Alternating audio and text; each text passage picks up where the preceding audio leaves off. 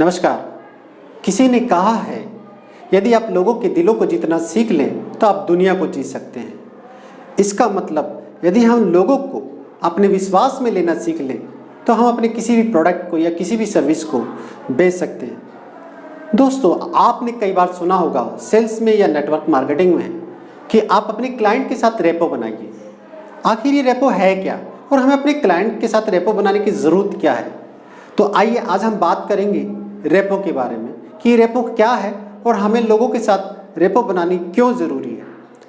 Repo का मतलब होता क्या है? सबसे पहले तो ये जानते हैं कि रेपो का मतलब होता क्या है। रेपो का मतलब यदि मैं कहूँ तो ट्रस्ट होता है, यानी कि विश्वास होता है। जब भी हम किसी के साथ बात करते हैं या कम्युनिकेशन करते हैं अपने प्रोडक्ट के लेके, अपनी सर्विस को लेके, तो हमें उसके विश्वास को जीतना होता है।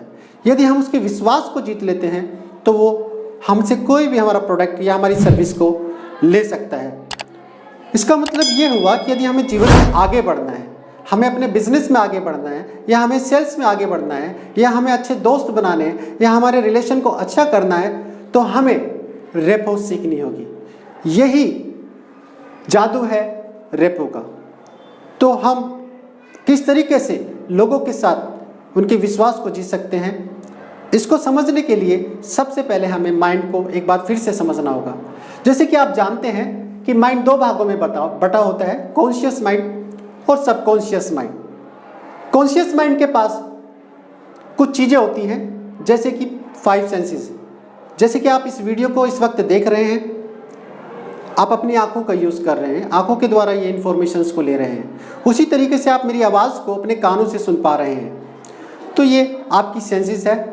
तीसरी चीज़, जहाँ भी आप इस वक्त बैठे हैं या खड़े हैं, वहाँ का जो टेम्परेचर है, ना तो उसे आप देख सकते हैं ना ही आप उसे सुन सकते हैं। आप अपनी स्किन या मसल्स के द्वारा उसे फील कर सकते हैं। तो आप कुछ चीज़ों को फील करते हैं, उसी तरीके से कुछ चीज़ों को आप टेस्ट करते हैं और कुछ चीज़ों को आप स्मेल करते हैं, और इन 5 ज्ञान इंद्रियों के द्वारा बाहरी दुनिया से जानकारियों को लेते हैं। तो ये कॉन्शियस माइंड का पार्ट है।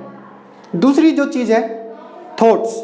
जितने भी विचार हमारे पास आते हैं ये कॉन्शियस माइंड में आते हैं, और मनोवैज्ञानिकों के अनुसार एक दिन में 60 से लेकर 70,000 विचार हमारे दिमाग में आते हैं, और जो भी हम सोच रहे होते हैं वो कॉन्शियस माइंड का एक हिस्सा है।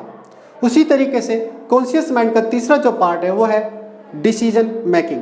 जब भी हम कोई फैसला लेते हैं, जैसे कि मैं किसी काम को करने का फैसला लेता हूँ कि मुझे ये काम आज पूरा करना है, तो इसका मतलब मैं एक डिसीजन को ले रहा हूँ। डिसीजन मेकिंग भी हमारा कॉन्शियस माइंड का पार्ट होता है। उसी तरीके से कैलकुलेशन भी कॉन्शियस माइंड का पार्ट होता है। जैसे मैंने कैलकुलेशन किया कि मुझे कहीं जाना है तो मुझे कितने बजे तक पहुंचना होगा, उसकी एक कैलकुलेशन मैं करता हूं। या फिर मैं किसी सेलिंग में हूं तो मुझे ये कितना पैसा कमाना है, उसके लिए मुझे कैलकुलेशन करनी होती है कि मुझे कितने प्रोडक्ट महीने में बेचने होंगे, ये साल में कितने प्रोडक्ट बेचने होंगे, ताकि मैं इस अमाउंट को अचीव कर सकूँ। इस तरीके से कैलकुलेशन भी हमारे कॉन्शियस माइंड का पार्ट है। 5 पे है लॉजिक। दोस्तों, जो भी इंफॉर्मेशन बाहर से आ रही है, हम हर उस इंफॉर्मेशन को लॉजिकली जज करते हैं कि ये मेरे फ़ायदे के लिए है या नहीं है। यदि ये मेरे फ़ायदे के लिए है तो मैं उसको ले लूँगा। यदि उसमें मुझे अपना कोई फ़ायदा नज़र नहीं आता है तो मैं उस इंफॉर्मेशन को नहीं लूँगा, उसे रिजेक्ट कर दूँगा। तो कॉन्शियस माइंड के पास ये 5 चीज़ें होती हैं। उसी तरीके से हमारे सबकॉन्शियस माइंड के पास भी कुछ चीज़ें होती हैं, जैसे VAK, यानी कि विजुअल्स, ऑडियो और फीलिंग। हमारा सबकॉन्शियस माइंड जो लैंग्वेज को समझता है वो VAK की लैंग्वेज को समझता है, और कॉन्शियस माइंड जो भी इस लैंग्वेज को भेजता है हमारे सबकॉन्शियस माइंड के पास, हमारा सबकॉन्शियस माइंड बिना कोई लॉजिक लगाए उस काम को करना शुरू कर देता है। वो हमें वो बिहेवियर देना शुरू कर देता है जिससे हम अपने उस गोल को अचीव कर सकें। तो इस तरीके से हमारा कॉन्शियस माइंड और सबकॉन्शियस माइंड काम करते हैं। यहाँ पे हमें कॉन्शियस और सबकॉन्शियस के साथ एक साथ कम्युनिकेशन करनी होती है। लेकिन क्या आप जानते हैं, मनोवैज्ञानिकों के अनुसार हम वर्डों के द्वारा जो कम्युनिकेशन करते हैं वो कम्युनिकेशन का केवल 7% होती है। इसका मतलब ये हुआ कि 93% जो कम्युनिकेशन है वो नॉन वर्बली होती है, और ज़्यादातर लोग उस कम्युनिकेशन के बारे में जानते ही नहीं हैं।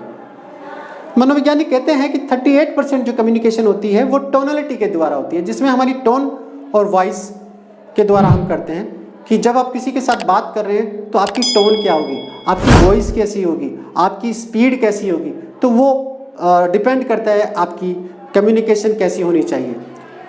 उसके साथ साथ मनोवैज्ञानिक कहते हैं कि 55% जो कम्युनिकेशन होती है वो हमारी बॉडी लैंग्वेज के द्वारा होती है, यानी कि हमारी दैहिक भाषा कैसी होनी चाहिए। ये बहुत बड़ा रोल निभाती है हमारी कम्युनिकेशन में। आपने नोटिस किया होगा कि गुस्से में हमारे जो चेहरे के भाव होते हैं वो थोड़ा अलग होते हैं, और खुशी में हमारे जो चेहरे के भाव होते हैं अलग होते हैं।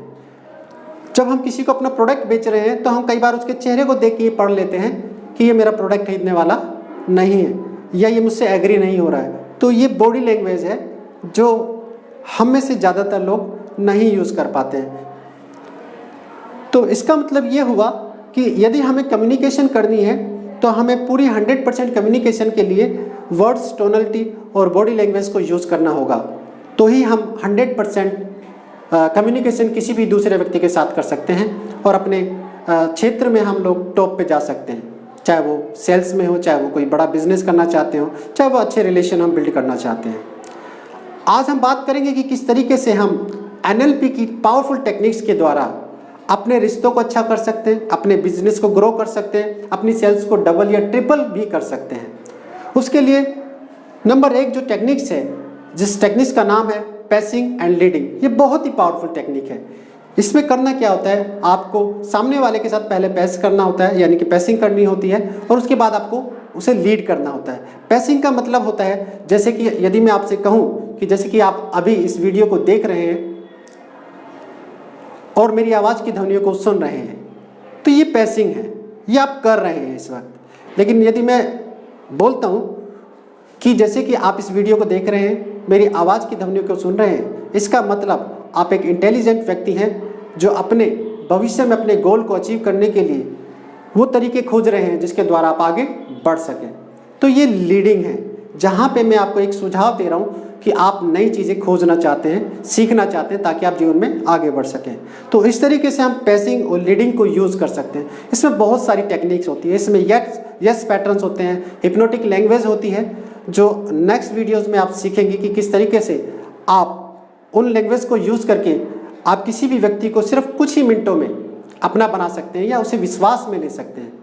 यदि आप सेलिंग में हैं तो यकीन मानिए ये टेक्निक्स, ये पैसिंग लीडिंग आपके लिए बहुत ही पावरफुल चीज़ है, और आप इन चीज़ों के द्वारा अपनी सेल्स को कई गुना तक बढ़ा सकते हैं या अपने बिजनेस को कई गुना तक बढ़ा सकते हैं। मान लीजिए मैं किसी से कहता हूँ कि आप इस खिड़की को बंद कर दीजिए, तो ये एक कमांड है, आप किसी सामने वाले को एक कमांड दे रहे हैं। यदि आप कहते हैं कि आप मेरे प्रोडक्ट को खरीद लीजिए, तो ये भी एक कमांड है, लेकिन सामने वाला क्या आपसे प्रोडक्ट ले लेता है?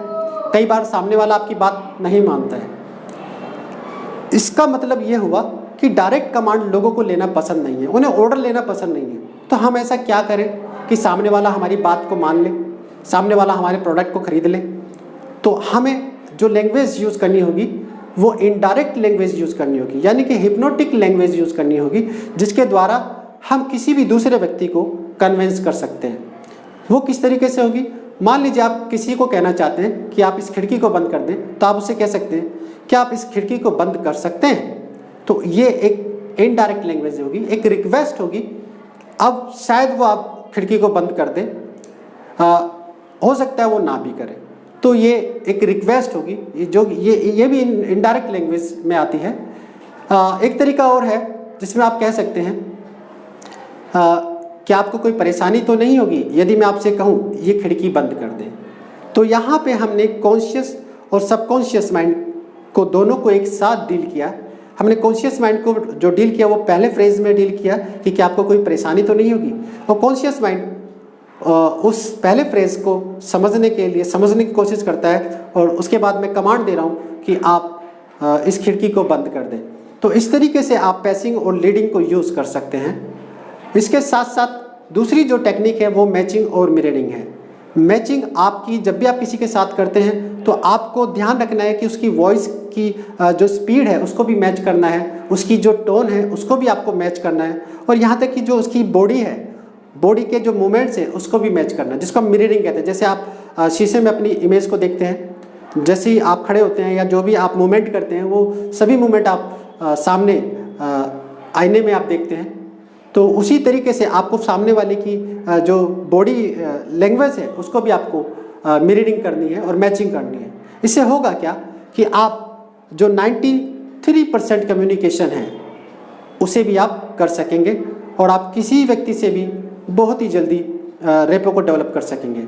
इस तरीके से आप रेपो बना सकते हैं और अपनी लाइफ में आप जो भी आपके गोल हैं उन्हें आप पूरा कर सकते हैं।